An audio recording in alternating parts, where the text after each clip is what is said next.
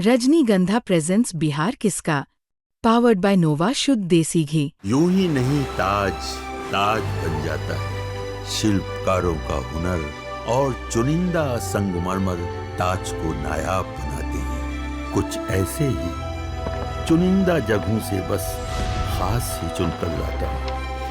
कतरे कतरे को मैं हीरे सा परखता हूँ। यूं ही नहीं मैं रजनीगंधा बन जाता हूँ।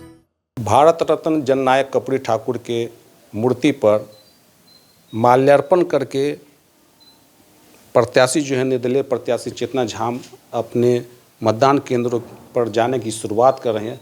माना जा रहा है कि ऐसा पहली बार कोई प्रत्याशी कर रहे हैं जो जननायक कर्पूरी ठाकुर के मूर्ति पर माल्यार्पण करके अब मतदान केंद्रों की ओर कुछ करेंगे। जी चेतना जी, क्या कहेंगे आप? प्रणाम। ये सबके आदर्श हैं और आइडियल हैं। मैं जब अपनी राजनीतिक दौर भी शुरू किया था तो सबसे पहले आशीर्वाद यहीं लेने आई थी।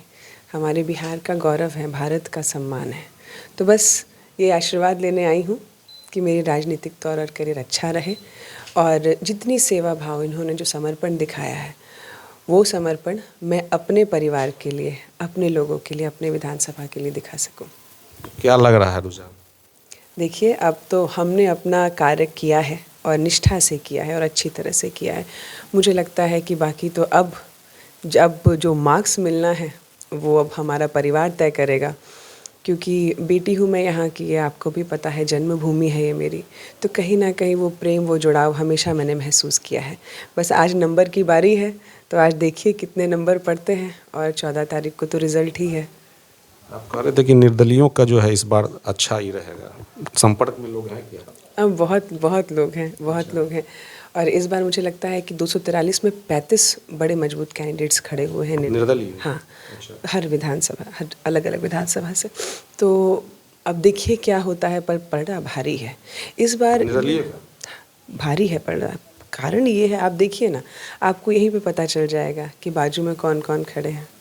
अब मैं इस पे नाम लूँगी तो फिर लोगों को लगेगा, बट मजबूत निर्दलीय खड़े हैं। और इस बार कारण भी ये है कि बिहार पॉलिटिक्स में किस तरीके का बदलाव बहुत ज़रूरी है।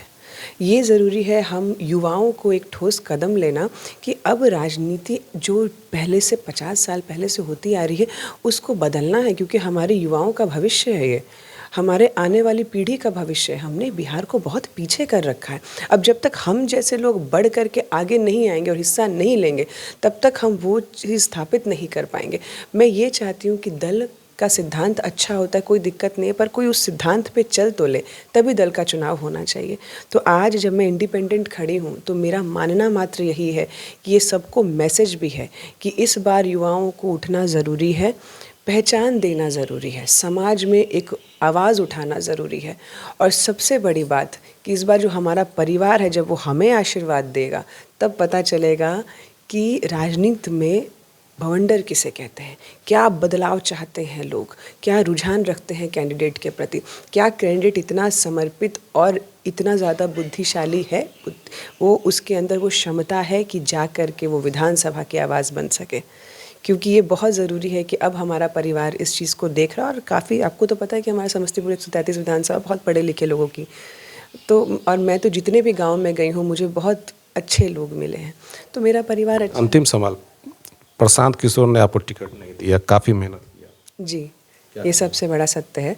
और मैं बस यही कहूँगी कि कहते हैं कि जो होता है वो अच्छे के लिए ही होता है, और मैंने हृदय में किस तरीके का भार कभी नहीं रखा, आज तक भी कोई स्टेटमेंट ऐसा कुछ नहीं दिया। अब वो पार्टी की नीति थी, वो अपनी नियति पे चले। बाकी मुझे लगता है कि मैं अपने परिवार के लिए आई हूँ, मैं अपने विधानसभा के लिए आई हूँ, राजनीति में किसी दल के लिए करने नहीं आई हूँ, वरना पहले मैं दल का ही चुनाव कर लेती और अपने ही भविष्य को सिक्योर करती। लेकिन मेरा ये था कि इस बार 2025 का इलेक्शन, जहाँ पे लोग देश देश खेल रहे हैं, वहाँ मेरा बिहार बहुत पीछे है। मेरे बच्चों की संभावनाएँ कम होती जा रही हैं। बिहार से अगर सारे युवा उठ करके दूसरे राज्य चले जाएंगे, बहुत दुर्गति हो जाएगी। यहाँ ज़मीनों के दाम देख रहे हैं, आनन फानन कितना बढ़ रहा है। क्यों? क्योंकि जो मेन जो हमारा कोर युवा है वो यहाँ से उठ रहा है। तो जगह कौन देगा, सुरक्षा कौन देगा? फिर जब माफिया राज शुरू होगा तब लोग बोलेंगे कि यहाँ पे तो ऐसा चल रहा है। चलेगा, क्योंकि आवाज़ उठाने वाला कोई नहीं है, कोई भगत सिंह नहीं है जो जा कर के लड़ सके। तो समझिए कि ये बेटी ही भगत सिंह के रूप में, वो तो खैर मतलब उनकी तो खैर इतनी विशाल काया है कि मैं उनके एक पैर के धूल के भी बराबर नहीं हूँ, लेकिन फिर भी उनके जो मार्गदर्शन है वही लेकर के मैं आगे चल रही हूँ कि इस बार समस्तीपुर में बदलाव बहुत आवश्यक है। मेरा परिवार भी ये बात देख रहा है। दल और निर्दल कोई भी निर्णय आदमी बाद में भी ले सकता है, लेकिन जीत का जो शंखनाद है जब इस बार बजेगा तो ये मेरे लिए नहीं, ये मात्र हमारे विधानसभा के लिए बदलेगा। ये बदलाव की गूंज होगी पूरे समस्त भारतवर्ष में कि एक कैंडिडेट अगर मजबूत है तो वो कितना कुछ कर सकता है। क्योंकि सत्य तो यही है कि दल कभी नहीं कुछ किया, वरना राजद तो बहुत बड़ा दल है, 15 साल से वो बैठे हुए हैं, जेडीयू बैठा हुआ है केंद्र पे, क्यों नहीं ये लोग सब कुछ कर सके। पर आज दल का नहीं, कैंडिडेट की आवश्यकता है, जो कैंडिडेट दिल से देशभक्त हो, दिल से काम कर सके, अपने परिवार वालों के लिए सोच सके। तो आपने देखा कि दल की ज़रूरत नहीं है, काम करने वाले लोगों की ज़रूरत है। और 35 ऐसे निर्दलीय विधायक जो बिहार में चुनाव लड़ रहे हैं, चेतना झाम का कहना है कि काफ़ी मजबूत स्थिति में है और उनके संपर्क में भी है। अब आने वाला वक्त ही बताएगा कि रिजल्ट क्या आता है। समस्तीपुर से जहांगीर आलम।